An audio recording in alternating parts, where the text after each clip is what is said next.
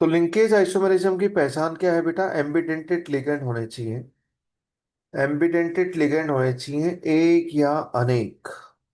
Ambidentate ligand होने चाहिए एक या अनेक। ठीक है। लास्ट में हम लोग क्वेश्चन कर रहे थे कि how many F K4 FeCN6। K4 भूल जाओ, सिर्फ FeCN6 लिख लो। FeCN6 क्योंकि इसमें साइनाइड एम्बिडेंटेड लिगेंड हो सकता है। CN और NC दो दो डोनर एटम है। इसके कितने लिंकेज आइसोमर्स हैं? How many how many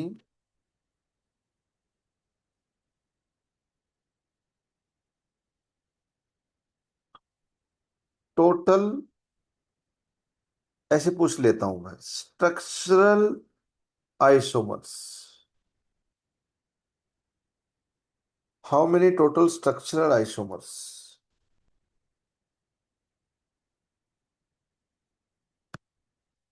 how many total structural isomers of this molecular formula जो कोऑर्डिनेशन कंपाउंड होंगे। प्राइमरी सेकेंडरी वैलेंसी सेम होनी चाहिए। Fe+2 coordination number 6। Molecular formula same होना। पहली बात करते हैं हम तीन तरह के आइसोमेरिज्म कर चुके हैं स्ट्रक्चर आइसोमेरिज्म में। आयनाइजेशन आइसोमर्स, के पॉजिटिव अंदर जाएगा और कोई दूसरा पॉजिटिव ही बाहर आएगा, ऐसा तो हो ही नहीं सकता। कोई पॉजिटिव है ही नहीं अंदर। जो काउंटर आयन है वो लिगेंड के रूप में काम ही नहीं कर सकता, इधर के पॉजिटिव लिगेंड के रूप में काम ही नहीं करता। तो यहाँ पे आयनाइजेशन आइसोमर्स हो ही नहीं सकती। आयनाइजेशन आइसोमरिज्म शो ही नहीं कर सकता। काउंटर आयन का मतलब आयन होता है आयनाइजेशन आइसोमर्स में। काउंटर आयन का आयनाइजेशन आइसोमर। दूसरा क्या था बेटा? हाइड्रेट। अरे H2O ही नहीं है तो काहे की हाइड्रेट आइसोमरिज्म? हाइड्रेट आइसोमरिज्म का भी कोई मतलब नहीं है। तीसरा है लिंकेज आइसोमरिज्म। हाँ जी, बिल्कुल हो सकता है। यहाँ पे एम्बिडेंटेड लिगेंड है, बिल्कुल हो सकता है। अब लिंकेज आइसोमर्स हम लोग लिखते हैं बेटा। CN और NC करके हम अलग अलग लिंकिंग एटम बना सकते हैं। देखो, K4FeCN6, 6 तो CN नेगेटिव है और 0 NC नेगेटिव है यहाँ पर। फिर 5 1 का केस लेते हैं, फिर 4 2 का केस लेते हैं, फिर 3 3 का केस लेते हैं, फिर 2 4 का केस लेते हैं, फिर 1 5 का केस लेते हैं, और फिर 0 और 6 का केस लेते हैं। ये 7 केसेस हैं, देख लेना कोई रिपीट तो नहीं हो रहा है। चलो सभी बनाते हैं। 5 C है लिंकिंग एटम वाले, और एक है N लिंकिंग एटम वाला, ये बन गया।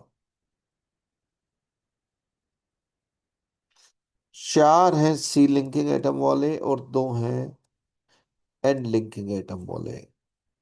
दोनों 3 3 है। 3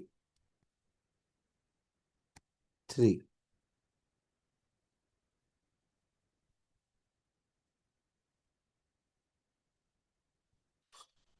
2 और 4।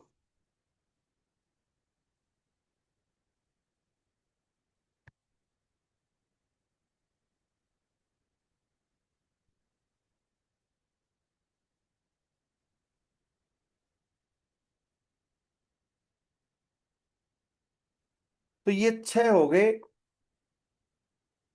6 हो गए तो हमने बना बना कर देखे हैं। अगर कोई एम्बिडेंटेड लिगेंड, कोई एम्बिडेंटेड लिगेंड 6 टाइम है, तो नंबर ऑफ लिंकेज आइसोमर्स, सिर्फ लिंकेज आइसोमर्स, बाकी तो इसमें तो कोई दूसरी तरह की स्ट्रक्चर आइसोमरिज्म है ही नहीं लिंकेज के अलावा।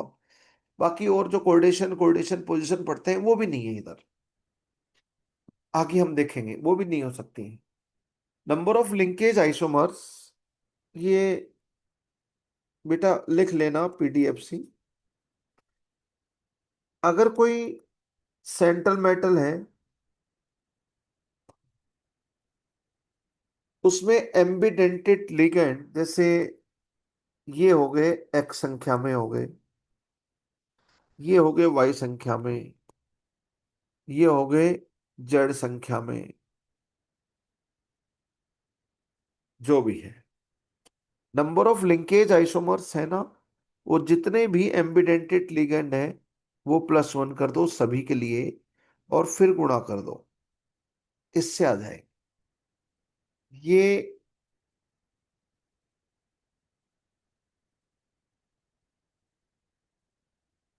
याद रखना है।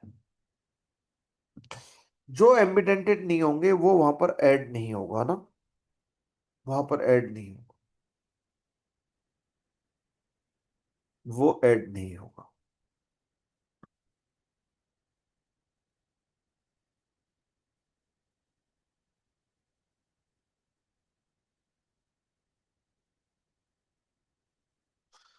अब इसी में ही, ये तो हो गया total number of structure isomers, कितने हो गए 7।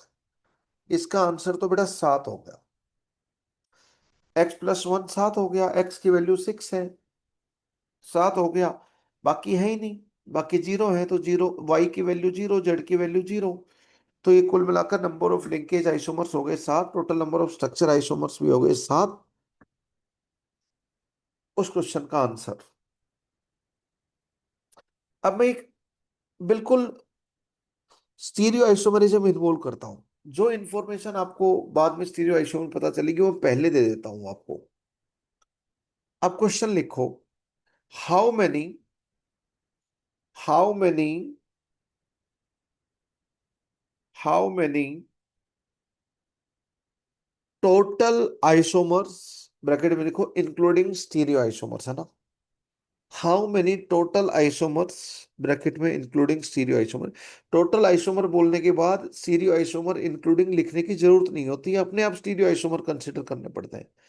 हाउ मेनी टोटल आइसोमर्स, फिर भी लिख लो including stereo isomers, four K4FeCN6, K4FeCN6।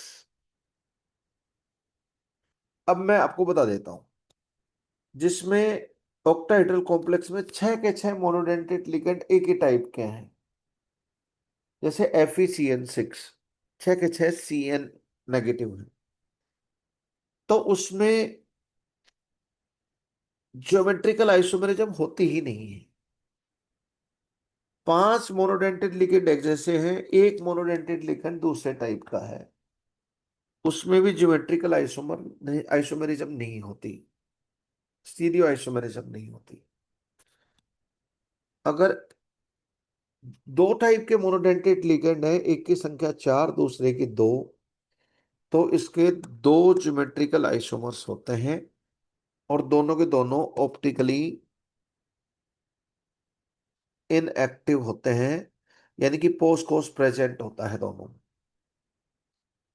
मान लो दो होंगे, एक को सिस बोलेंगे और दूसरे को ट्रांस बोलेंगे।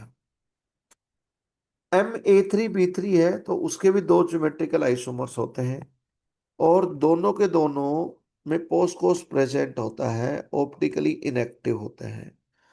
एक को सिस बोलते हैं, एक को ट्रांस बोलते हैं। मैंने आपको ये इंफॉर्मेशन दे दी, अब आप क्वेश्चन कर सकते हो। ये इंफॉर्मेशन दे दी, अब आप क्वेश्चन कर सकते हो। टोटल नंबर ऑफ, बिल्कुल ऑर्गेनिक स्टाइल में, पहले सारे स्ट्रक्चर आइसोमर लिखो, हर स्ट्रक्चर आइसोमर में देखो किस तरह की स्टीरियो आइसोमरिज्म हो सकती है। देखो सारे स्टीरियो आइसोमर कितने कितने हैं उसमें, उनकी संख्या काउंट करो। और जो स्टीरियो आइसोमर पहले ज्योमेट्रिकल आइसोमर बना लेते थे, फिर जो ज्योमेट्रिकल आइसोमर ऑप्टिकली एक्टिव होता था उसका मिरर इमेज से एक और संख्या बढ़ा देते थे स्टीरियो आइसोमर्स की। तो A4B2 एंड A3B3 इस टाइप के दो मोनोडेंटेट लिगेंड हैं, लेकिन दोनों तीन तीन संख्या में है तो दो ज्योमेट्रिकल आइसोमर होंगे, और एक चार एक दो है तो भी दो ज्योमेट्रिकल आइसोमर होंगे। तो देखो, ये किस टाइप का हो गया बेटा, सारे के सारे एम्स। ये भी क्या हो गया, तो इसके नाम का बस वन रहेगा, इसके नाम का भी वन रहेगा। ये किस टाइप का हो गया बेटा, ये फाइव है, MA5B। ये भी किस नाम का रह गया, A5B। तो इसमें भी कोई स्टीरियो आइसोमरिज्म नहीं, खुद एक तो रहेगा ही, खुद तो रहेगा ही रहेगा। ये MA4B2 टाइप का है, ये भी MA4B2 टाइप का है। इसके दो ज्योमेट्रिकल आइसोमर होंगे पर कोई भी ऑप्टिकली एक्टिव नहीं होगा, तो दो ही रहेंगे। ये MA3B3 टाइप का है, इसके भी दो रहेंगे। तो कुल मिलाकर अब आंसर हो गया इन तीनों में, एक दो तीन, इन तीनों में A3B3 A4B2 वाले तीन है बस। इन तीनों में दो दो ज्योमेट्रिकल आइसोमर होने की वजह से संख्या अब तीन से और बढ़ गई। पहले एक एक स्ट्रक्चर आइसोमर के नाम पे तो काउंट हो ही रहे थे। तो अब आपका आंसर हो जाएगा 10। अब नए क्वेश्चन का आंसर हो जाएगा 10। नए क्वेश्चन का आंसर हो जाएगा 10। नए क्वेश्चन का आंसर हो जाएगा 10।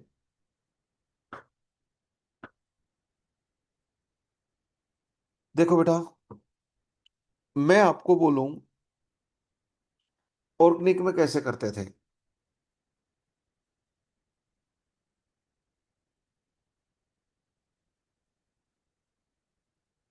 कोई भी मॉलिक्यूलर फॉर्मूला दे दिया जाता था ऑर्गेनिक केमिस्ट्री में। पहले स्ट्रक्चरल आइसोमर लिखते थे, लिंकेज आइसोमर्स भी, स्ट्रक्चर आइसोमर्स भी, स्केलेटल आइसोमर्स, वहां तो सब एक ही थे। स्ट्रक्चर आइसोमेरिज्म का ही दूसरा नाम लिंकेज आइसोमेरिज्म था ऑर्गेनिक में। लेकिन कोऑर्डिनेशन केमिस्ट्री में स्ट्रक्चर आइसोमेरिज्म का एक टाइप है लिंकेज आइसोमेरिज्म। ऑर्गेनिक केमिस्ट्री में स्ट्रक्चर आइसोमेरिज्म बोलो, लिंकेज आइसोमेरिज्म बोलो, स्केलेटल आइसोमेरिज्म बोलो, कॉन्स्टिट्यूशनल आइसोमेरिज्म बोलो, सब एक दूसरे के ही दूसरे अलग अलग नाम थे। यहाँ स्ट्रक्चर आइसोमेरिज्म का दूसरा नाम लिंकेज आइसोमेरिज्म नहीं है, स्ट्रक्चर आइसोमेरिज्म का एक टाइप है लिंकेज आइसोमेरिज्म। कोऑर्डिनेशन केमिस्ट्री में, ऑर्गेनिक केमिस्ट्री से अलग मामला है। ऑल स्ट्रक्चर आइसोमर्स लिख लेते थे। फिर दूसरा स्टेप क्या करते थे, जब टोटल नंबर ऑफ आइसोमर निकालने होते थे तो ऑर्गेनिक में हर स्ट्रक्चर के हर कॉन्स्टिट्यूशन के corresponding ज्योमेट्रिकल आइसोमर निकालते थे। हर कॉन्स्टिट्यूशन हर स्ट्रक्चर के corresponding ज्योमेट्रिकल आइसोमर्स लगाते थे। ठीक है। और जो ज्योमेट्रिकल आइसोमर में पोस्ट को सब्सटेंट होता है उसका मिरर इमेज से और एक संख्या बढ़ा देते थे इन आइसोमर की। ये तरीका होता था, यही तरीका यहाँ पर है। मैंने बोला है कि ये तो मैंने इंफॉर्मेशन आपको दे रखी है, स्टीरियो आइसोमरिज्म में पढ़ेंगे, मैंने अभी दे दी। अगर ऑक्टाहेड्रल कॉम्प्लेक्सेस में चार और दो, चार एक टाइप के मोनोडेंटेट लिगेंड है, दो दूसरे टाइप के हैं, तो दो ज्योमेट्रिकल आइसोमर होते हैं, दोनों में से दोनों में पोस्ट को सब्सटेंट होती है, कोई ऑप्टिकली एक्टिव नहीं होता। और दो टाइप के हैं और दोनों तीन तीन संख्या में A3B3, तो भी दो ज्योमेट्रिकल आइसोमर होते हैं, एक को सिस बोलते हैं, एक को ट्रांस। भूल जाओ सिस ट्रांस क्या बोलते हैं, बस दो ज्योमेट्रिकल आइसोमर होते हैं पर दोनों दोनों ऑप्टिकली इनएक्टिव होते हैं। ये इंफॉर्मेशन मैंने आपको दे दी तो क्वेश्चन करवाया। बेटा, इसमें ज्योमेट्रिकल आइसोमरिज्म है ही नहीं, तो वन खुद ही एक कंपाउंड तो होगा ही होगा, इसमें नहीं है। बस टिक वालों में तीन में है। ये A4B2 टाइप है, ये भी A4B2 टाइप है, ये A3B3 है। इसके दो दो ज्योमेट्रिकल, इस फॉर्मूला से दो दो आइसोमर होंगे, ज्योमेट्रिकल आइसोमर ही होंगे वो। तो दो दो ले लिए मैंने, बाकी सब में खुद कंपाउंड है ही, वो तो एक एक तो होगा ही होगा उनका। खुद कंपाउंड तो है ही, एक एक तो होगा ही होगा। इस तरह बेटा, 2 2 4 2 6 और 4 1 1 है, 6 4 10, तो आंसर इस बार 10 हो जाएगा। जो लास्ट क्वेश्चन मैंने बोला था, how many total number of isomers including stereo isomer, उसका आंसर 10 है। How many total number of structure isomers, उसका आंसर 7 था। ठीक है, स्टीरियो ऑल आइसोमर्स का आंसर 10 है, इसी कंपाउंड इसी मॉलिक्यूलर फॉर्मूला के लिए। ठीक है बेटा, चलो एक क्वेश्चन और करते हैं, you will understand it better. मान लेता हूं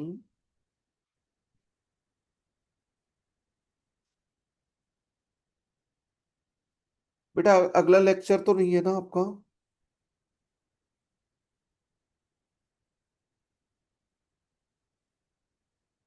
फिजिक्स का है सर। किस किस टाइम पे है बेटा?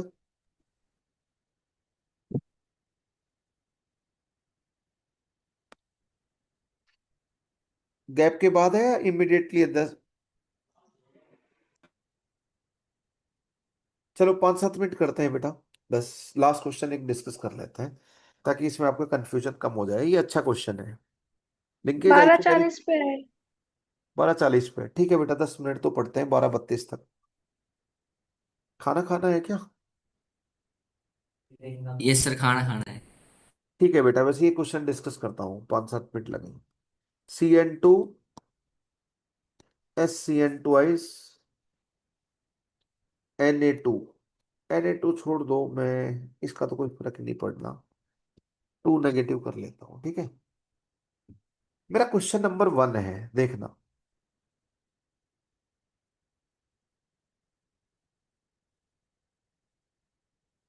Na2 लिख लोगे तो भी चलेगा, Na2K2 या कैल्शियम Ca+1 Ca+2, जो भी रख लो आप, काउंटर आयन चलेगा, कोई प्रॉब्लम नहीं है। Question number 1, what is total number of structure isomers of this for this molecular formula जो लिखा है, what is total number of structure isomers? Question number 1, what is the total number of structure isomers? Answer है बेटा इसका 9। ठीक है, ये तो सबका निकल गया होगा। एक्स की वैल्यू और वाई की वैल्यू दोनों एम्बिडेंटेट लिगेंड है। CN और NC हो जाएगा, SCN और NCN हो गया। तो X+1 गुणा में Y+1। बाकी और कोई भी लिगेंड हो, लेकिन एम्बिडेंटेट नहीं हो तो उसके नाम का जीरो लिखेंगे। एम्बिडेंटेट के लिए ही एक्स, एम्बिडेंटेट है उन्हीं के लिए XY लिया है मैंने। बाकी किसी भी कोई और लिगेंड हो जो एमिडेंटेड नहीं हो, उसके लिए हम कंसिडर नहीं करेंगे। तो ये हो जाएगा 2+1, ये हो जाएगा 2+1, तो नंबर ऑफ लिंकेज आइसोमर्स तो 9 हो जाएंगे। अब इसमें देख लो, 3 तरह के आयनाइजेशन आइसोमेरिज्म हो ही नहीं सकती। जो आयन है वो लिगेंड बन ही नहीं सकता, काउंटर आयन अलग अलग हो ही नहीं सकता। ये अंदर जाएगा तभी कोई बाहर आएगा, हो ही नहीं सकता। हाइड्रेट H2O ही नहीं है, हाइड्रेट आइसोमेरिज्म हो नहीं सकती। बाकी कोऑर्डिनेशन कोऑर्डिनेशन पोजीशन आइसोमेरिज्म वो भी नहीं होगी, वो हम बाद में पढ़ेंगे, पर नहीं होगी, है ना। बस लिंकेज आइसोमेरिज्म, अभी मैं एग्जांपल वही ले रहा हूं जिसमें आगे वाली आइसोमेरिज्म यूज ना हो रही हो। लिंकेज आइसोमेरिज्म, लिंकेज आइसोमर्स हैं। अब ये सारे के सारे लिंकेज आइसोमर्स आप स्ट्रक्चर बना बना के देख लेना। वैसे PDFC से आपका आंसर 9 आ गया है। तो पहले क्वेश्चन का, how many structure isomers for this formula ना जो लिख रखा है बोर्ड पे, इसका आंसर 9 है। अब नेक्स्ट क्वेश्चन लिखो बेटा, how many total isomers, bracket में including stereo isomers, including stereo isomers, 4, यही फॉर्मूला लिख लो 4, इस मोलिकुलर फॉर्मूला के लिए कॉम्प्लेक्स में 4।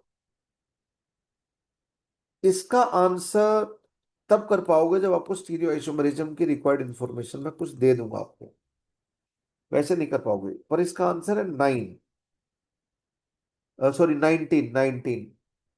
टोटल आइसोमर्स का आंसर 9 है, टोटल स्ट्रक्चर आइसोमर्स का आंसर 9 है। तो सेकंड वाले क्वेश्चन का आंसर है 19। 19, 19, क्या हो गया? 19,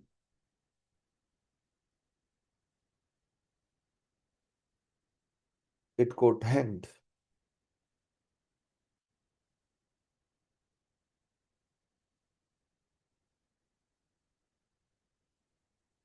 19 बेटा, total number of including stereo isomers का आंसर है 19।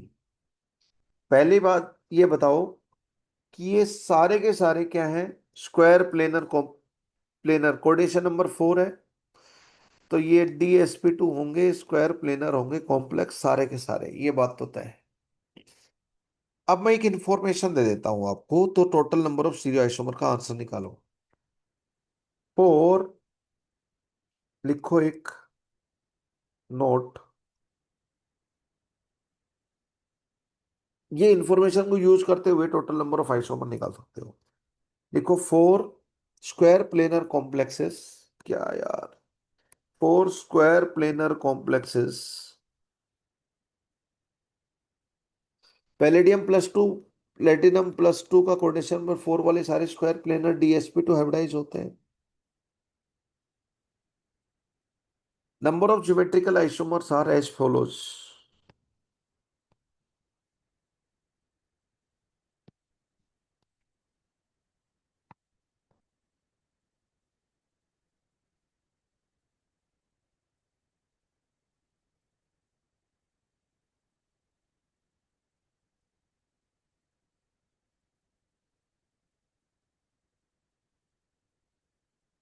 ये तो मैं पहले बता चुका हूँ, स्क्वायर प्लेनर है तो जो मॉलिक्यूल की प्लेन है वही प्लेन ऑफ सिमेट्री POS हो जाएगी, तो ऑप्टिकली एक्टिव तो होते ही नहीं है स्क्वायर प्लेनर कॉम्प्लेक्सेस, जब तक लिगैंड के अंदर कुछ कायरल सेंटर ना हो, वो तो ऑप्टिकली एक्टिव तो होते ही नहीं है। और CN और SCN में कोई कायरल सेंटर है ही नहीं, मतलब ही नहीं है यहाँ पर। तो ये यूज करते हुए आपको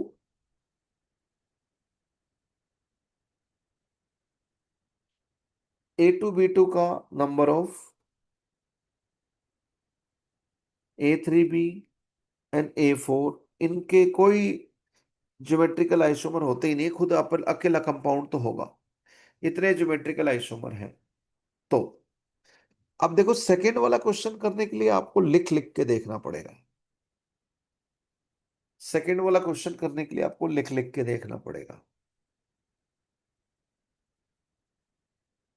सेकेंड वाला क्वेश्चन के लिए आपको लिख लिख के देख, ये इंफॉर्मेशन मैंने जो स्टीरियो आइसोमरिज्म हम पढ़ेंगे वो मैंने आपको पहले दे दी। ये इंफॉर्मेशन यूज करते हुए आंसर निकालो आप, है ना। ये इंफॉर्मेशन मान लो क्वेश्चन में दी हुई है फिलहाल तो, क्योंकि आपने स्टीरियो आइसोमरिज्म नहीं पढ़ रखा, स्क्वायर प्लेनर कॉम्प्लेक्सेस ज्योमेट्री के लिए।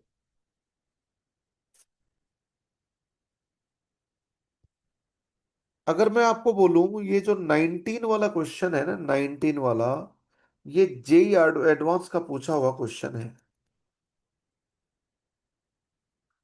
जे एडवांस का क्वेश्चन,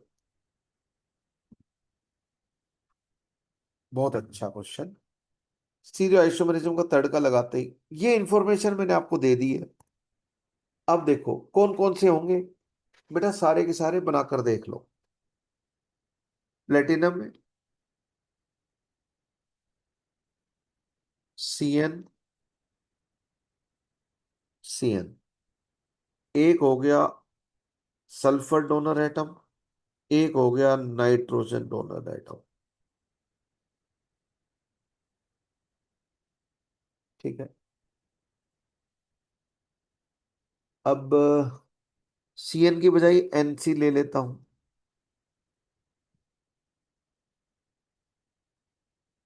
नाइट्रोजन के साथ सल्फर डोनर एटम ले लो और नाइट्रोजन के साथ नाइट्रोजन डोनर एटम ले लो। यहाँ कौन डोनर एटम है? Carbon and sulphur, carbon and sulphur, या कार्बन नाइट्रोजन या nitrogen sulphur and nitrogen nitrogen. ये सारे किस तरह के फॉर्मूला के हैं? A2B2, उस तरह के फॉर्मूलाज के हैं। तो सभी के ये हो गए बेटा। अब मैं बात करता हूं तीन तरह के लिगेंड वाले, प्लेटिनम, CN और NC लिख देता हूं। प्लेटिनम, CN एंड NC लिख देता हूं। एक बार एस डोनर एटम, एक बार एन डोनर एटम, सारी पॉसिबिलिटी लेते रहो।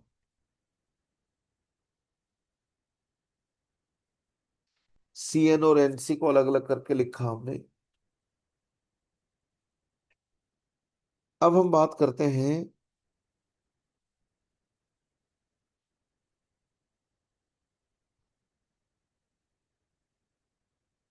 एस सी एन और एन सी एस।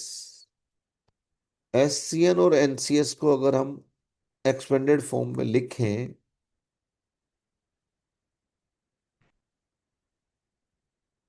तो ये सारे के सारे कौन से केस से बिलोंग कर रहे हैं? एक टाइप का लिगेंड दो बार आ रहा है और बाकी तीन टाइप के लिगेंड हैं, बाकी एक एक संख्या में है। अब हो सकता है last platinum, C N N C, S C N N C S. ये हो गया किस टाइप का? चार मोनोडेंटेट लिगेंड है कोडिशन नंबर 4 में, चारों डिफरेंट है। तो इसके कितने ज्योमेट्रिकल आइसोमर होंगे बेटा? तीन। स्ट्रक्चर आइसोमर तो चार ये चार चार आठ और एक नौ। 9 आंसर आ चुके हैं। स्ट्रक्चर आइसोमर अब आपके सामने लिखे हुए हैं सारे के सारे। अब मैं बोल रहा हूं कि कितने स्टीरियो आइसोमर हैं। आपको पता है इनमें हर किसी के दो दो होते हैं। इसके भी दो, इसके भी दो, इसके भी दो, इसके भी दो। इसके तीन होते हैं बेटा। इसके भी M A two B two में भी सबके दो दो होते हैं। अब ऐड कर लो, दो चौका आठ, आठ आठ 16 और तीन 19। आठ, दो दो 8 बार रिपीट हो रहा है, टोटल 19 समेशन आ गया। स्ट्रक्चर आइसोमर बनाओ, उनके ज्योमेट्रिकल आइसोमर बनाओ। ज्योमेट्रिकल जो भी बने ये कोई ऑप्टिकली एक्टिव है नहीं, तो वो वाला तो ऑप्टिकली एक्टिव मिरर इमेज तो हमने कंसिडर नहीं किया। ये बिल्कुल उसी पैटर्न में क्वेश्चन कर रहे हैं जिस पैटर्न में हम ऑर्गेनिक में करते थे। सारे स्ट्रक्चर आइसोमर लिखो, हर स्ट्रक्चर आइसोमर के जीआई बनाओ। अब उसमें एक की बजाय दो लेना है, टोटल दो लेने हैं या तीन लेने हैं, इसमें आपको कंफ्यूजन होता होगा। वो आप देखना सोचकर एक बार दोबारा कि किस तरह संख्या हम लोग देखते थे जब एक मॉलिक्यूलर फॉर्मूला दिया हुआ होता था। ऑर्गेनिक के क्वेश्चन एक बार दोबारा देखना, थिंग्स विल बिकम क्लियर कि कैसे टोटल नंबर ऑफ आइसोमर्स हम लोग किस तरह संख्या बढ़ाते हुए, कितनी संख्या बढ़ाते हुए हम लोग काउंट किस तरह करते थे। चलो बच्चों, let us stop here. Thank you very much. जय हिंद, जय Bharat. Linkage isomerism is over. अब आसान वाली बची है बाकी, वो हम करेंगे। राम राम गुरु जी। राम राम बेटा।